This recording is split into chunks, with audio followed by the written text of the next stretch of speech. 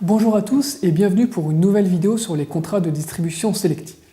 Nous allons aujourd'hui évoquer la question des ventes hors réseau réalisées par des distributeurs non agréés.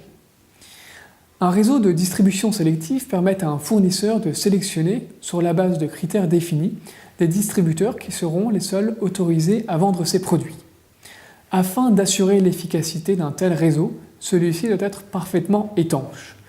Cela signifie que des distributeurs qui n'ont pas été agréés ne doivent pas être en mesure de s'approvisionner et de distribuer les produits du fournisseur.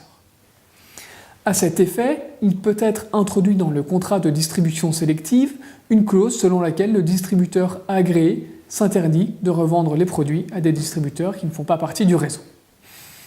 Toutefois, et en dépit de l'existence de telles clauses, certains distributeurs qui ne font pas partie du réseau parviennent à s'approvisionner et à distribuer les produits.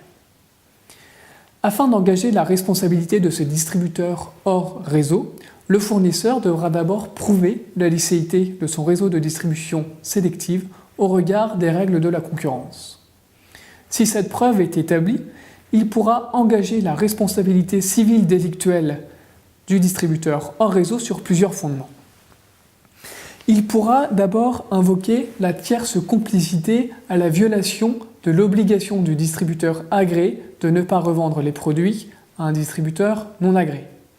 Cela nécessite bien évidemment qu'une telle clause ait été stipulée au contrat de distribution sélective. Dans cette hypothèse, il conviendrait également de prouver que le distributeur non agréé avait connaissance de l'existence de cette clause. Le fournisseur pourra évoquer à ce titre un fondement précis, l'article L442-6-1 sixièmement du Code de commerce, selon lequel engage la responsabilité de son auteur le fait de participer directement ou indirectement à la violation de l'interdiction de revente hors réseau faite aux distributeurs liés par un accord de distribution sélective. Le fournisseur pourra également agir en concurrence déloyale à l'encontre du revendeur hors réseau. Il devra, pour cela, prouver une faute autre que celle de la simple revente hors réseau. Ce sera par exemple le cas lorsque le tiers revendeur s'est approvisionné de manière illicite auprès d'autres membres du réseau.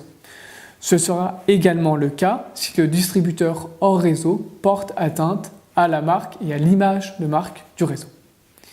Je vous remercie et à bientôt pour une nouvelle vidéo sur le contrat de distribution sélective.